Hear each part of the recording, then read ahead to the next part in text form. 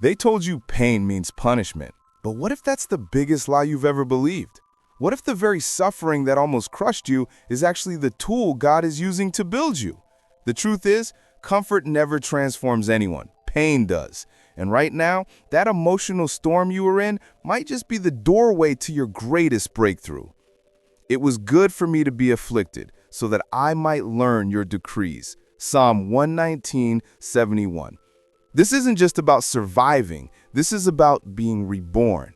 If you've ever wondered why life has felt like ashes, you're about to see the beauty God can bring out of them. And before we dive deeper, I want you to stop for a second.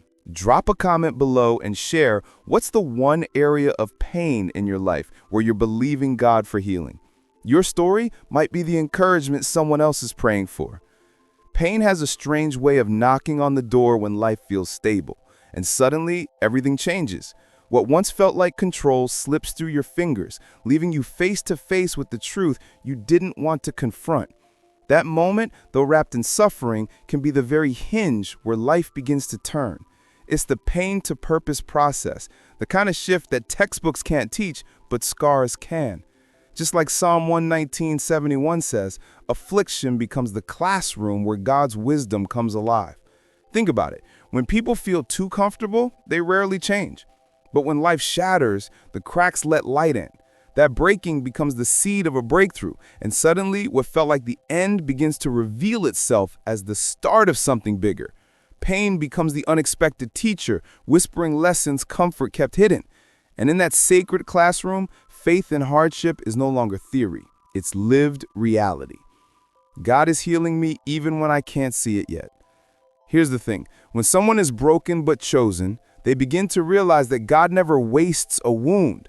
That crushing weight of suffering is often recycled into strength, pushing them into a spiritual awakening they didn't know they needed. It's like beauty from ashes. You look back and realize that what felt like destruction was actually divine construction.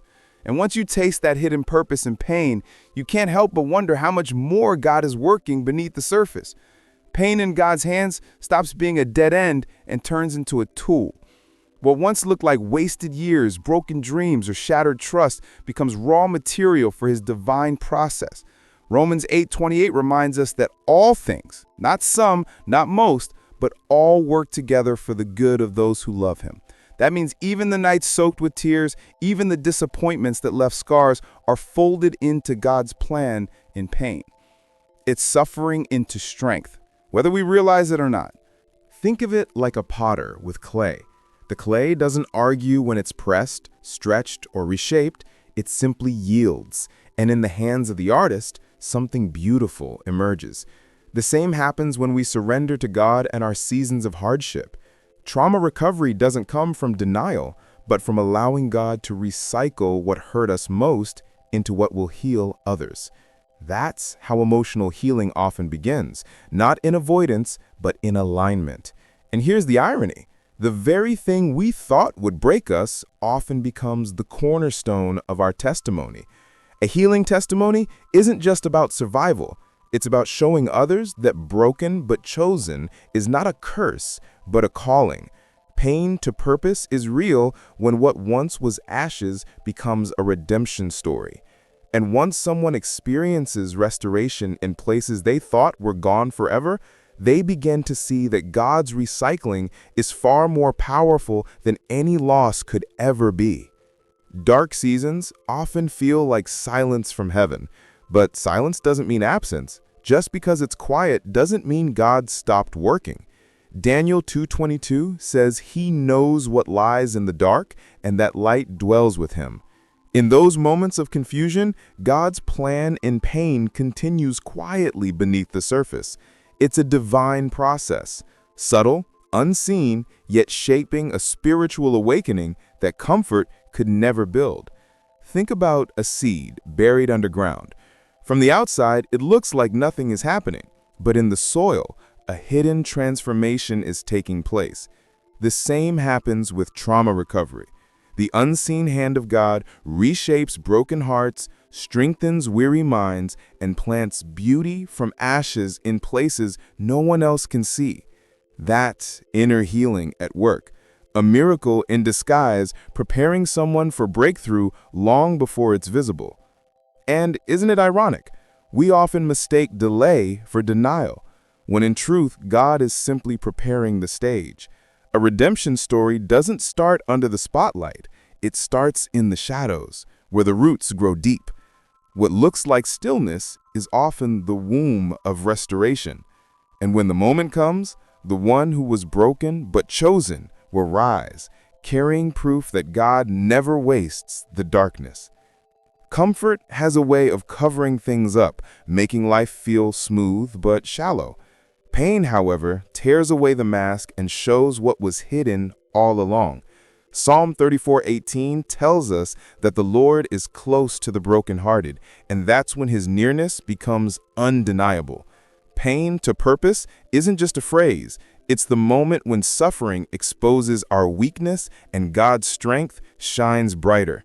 What was concealed by ease gets uncovered by struggle. Consider how gold is refined. It takes fire to reveal what's pure, and the same is true for the soul. Spiritual awakening doesn't happen on a vacation. It happens in the middle of chaos. When someone is broken but chosen, that breaking point becomes their breakthrough. Emotional healing often starts with the very tears they tried to hold back. It's suffering into strength, where the fragments of life turn into stepping stones. Here's the paradox. Comfort makes us think we're strong, but pain shows us where true strength comes from. And when that revelation hits, the redemption story begins to unfold. Beauty from ashes isn't poetic fluff, it's lived reality. God is healing me not by removing every storm, but by proving his grace in the middle of it. And in that fire, something new begins to rise, pushing us closer to the next chapter we didn't even know was waiting. Real healing doesn't begin when the pain disappears. It begins when the heart finally surrenders. 1 Peter 5:7 tells us to cast all our anxiety on him because he cares for us. That's not just a comforting verse, it's a practical lifeline. Pain to purpose takes shape the moment we stop wrestling with why and start asking, "What now, Lord?" Suffering into strength happens when we hand over control instead of clinging to it. Picture someone carrying a backpack full of rocks. They keep adjusting it, trying to balance the weight, but relief only comes when they set it down. That's surrender to God. Emotional healing is less about escaping the load and more about letting the Father carry what was crushing us. Trauma recovery often looks like releasing the past piece by piece until the heart learns to breathe again. It's broken but chosen, but no longer carrying the burden alone. And here's where the divine process deepens. Surrender doesn't shrink us, it reshapes us. By letting go, we discover God's plan in pain wasn't punishment, but preparation. Grace in the storm teaches us that weakness is the doorway to strength, and surrender is the seed of breakthrough. That act of release becomes the birthplace of restoration, setting the stage for a rebirth through fire that's just around the corner. The old self doesn't survive the fire. It's consumed so the new self can rise. Isaiah 43:19 declares, "See, I am doing a new thing." That's not just poetry, it's a promise. Pain to purpose becomes undeniable when someone looks back and realizes the fire didn't destroy them, it refined them. Broken but chosen, they step into a new identity shaped by scars that now tell a redemption story. The ashes of yesterday become the soil of today's rebirth. Think of a forest after a wildfire. At first, it looks like devastation, but soon green shoots push through the blackened ground. That's what happens when grace in the storm gives way to restoration. Emotional healing and trauma recovery make way for spiritual awakening, and suddenly, the story isn't about survival, but transformation. God is healing me not just to patch up wounds, but to create a brand new me, reborn through fire. Here's the breathtaking part. What once was weakness becomes strength, and what once was shame becomes a testimony. A healing testimony proves that God's plan and pain is never wasted. The divine process rewrites the ending, turning despair into breakthrough and loss into purpose.